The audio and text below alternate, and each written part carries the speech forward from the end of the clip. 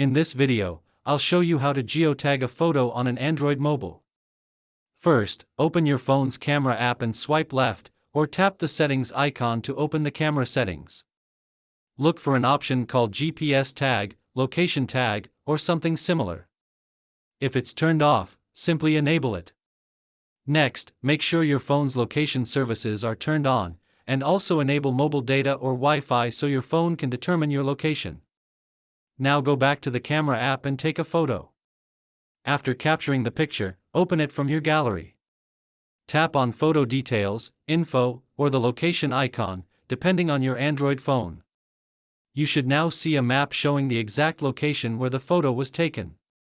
And that's it. Your photo is now geotagged with its location. I hope you found this tutorial helpful.